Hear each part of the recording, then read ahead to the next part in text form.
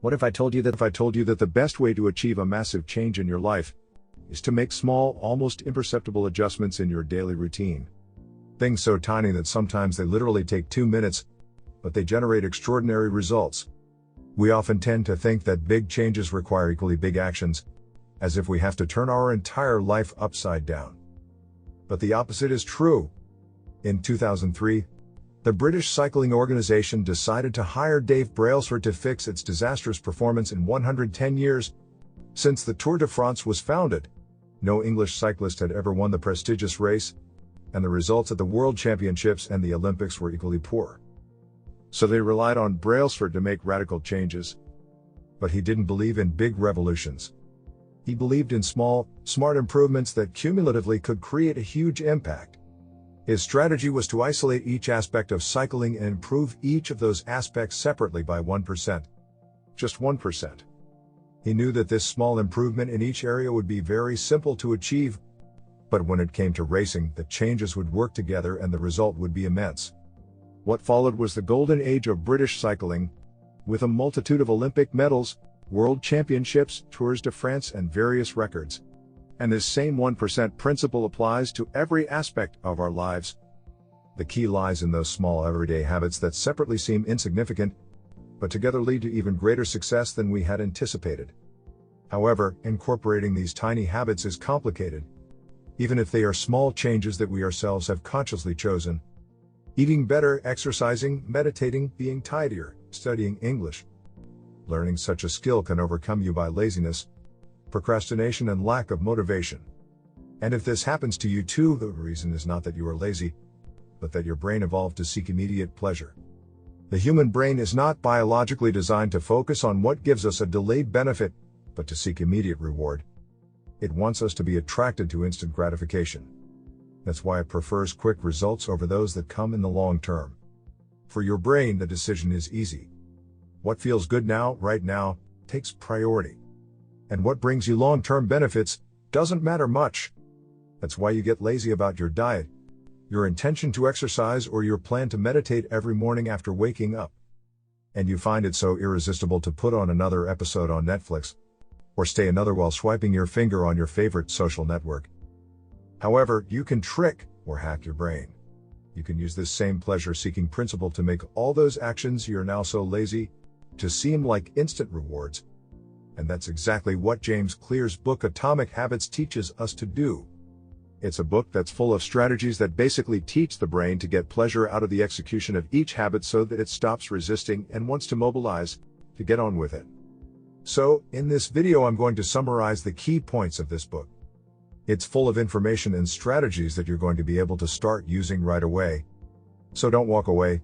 Stay to the end. Why do you want to change? Generally, your intention to change arises when you are not satisfied with your results. Things are not going the way you would like. So you start to see what you can do differently to get satisfactory results. But this approach is a mistake. If you want to change, you have to go even deeper than action. You have to start by changing your identity to what you believe you are. You know why this is the first step? Because your brain resists doing anything that is not aligned with your identity. For example, if you believe you are a failure, if you identify with that self-image, your brain will refuse to do anything that makes you feel successful, because that's not part of who you think you are. To your brain, you are a failure. So it encourages you to do failure things and resists doing things that lead to success. So the first step is to focus on who you want to become. And after that, give your brain arguments to believe that you are that. And the best way to give it those arguments is to change your habits. Your identity arises from your habits. The more you repeat a behavior, the more you reinforce the identity. Because you are giving your brain information that confirms that you are that. The most basic evidence of what you are, of your identity, is what you do repeatedly. If you go to church every Sunday for 20 years, you have evidence that you are religious. If you study biology for an hour every night, you have evidence that you are studious. If you go to the gym, despite bad weather or lack of desire, you have evidence of your commitment to physical training. The more you repeat a behavior, the more evidence you deliver to your brain and the more you reinforce your identity, your self-image. And the best way to ensure that behavior is repeated regularly, to make it a habit. But we have already seen that your brain doesn't want to create new habits, it wants immediate pleasure, and doesn't want to know about anything that smells of delayed benefit. So habits are not your cup of tea because they don't give you that instant reward. Also, habit formation requires a lot of energy. A habit is basically a process by which a behavior becomes progressively automatic through constant repetition. Every habit always starts as an action that requires effort. But the more you repeat this activity, the more you change your brain's structure to become efficient in that activity.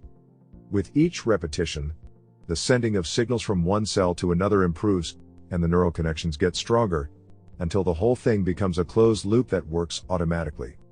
Creating that automation requires enormous energy expenditure, and your brain doesn't want to waste energy, it wants to save it. Energy is precious and the brain is programmed to conserve it.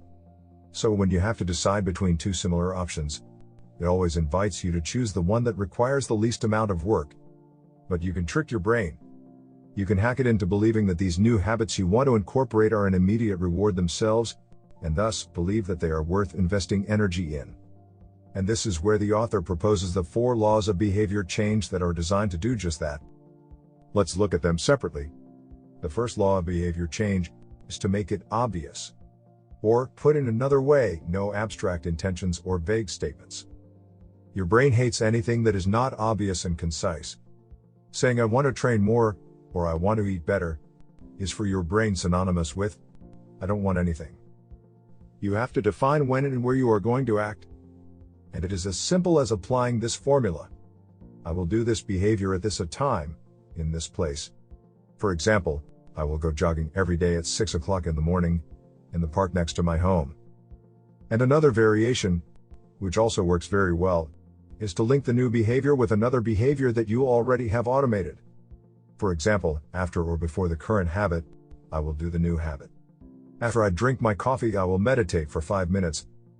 Defining precisely what you are going to do is a trigger that activates your brain's reward circuits and pushes you to act. The second law of behavior change is to make it attractive. The best way to nudge your brain into motion is to give it dopamine. Dopamine is a hormone that makes us feel that pleasure that the brain seeks so much. So you can say that the brain is always looking to get dopamine spikes.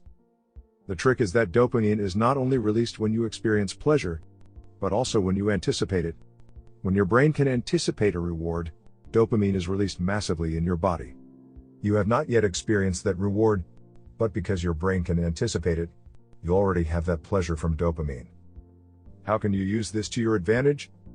Can you associate that new habit you want to incorporate with a pleasure you will give yourself when you have completed it? If you say, when I do what I have to do, I will reward myself with what I want to do. In this way, your brain pushes you to do what you have to do, because after you do it, it knows that you will be able to enjoy what you like to do. Your brain learns that your habit is linked to that reward. So it encourages you to do that behavior. A good example the author gives is that of a couple who had decided to cook more at home to reduce their restaurant spending. What did they do? Every time they managed to cook at home, they would transfer $50 to an account, which they would use to take a trip to Europe. This made it so that for the brain the habit of cooking at home was linked to the pleasure of that trip, as he knew that every deposit in the bank was for something pleasurable in the future. It began to anticipate that pleasure in the present moment and to release massively dopamine every time they cooked at home. The third law of behavior change is to keep it simple. It's crucial to make your habits so simple to do that they don't take more than 2 minutes. See, in order to master a habit, the first thing is to make yourself present. To show up. Make yourself present and reinforce the identity you want to build. If you show up at the gym 5 days in a row, even if it's for just 2 minutes, you're adding points to your new identity. You're not worrying about getting in shape. You're focusing on becoming the kind of person who doesn't miss workouts. You're taking the minimum action necessary to confirm the kind of person you want to become. So start by mastering the first 2 minutes of the behavior. And when you've automated that, you can move up to an intermediate step and repeat the process to gradually add more complexity. And the fourth law of behavior change is to make it satisfying. Humans experience the highest levels of motivation when we perform tasks that are at the limit of our current abilities.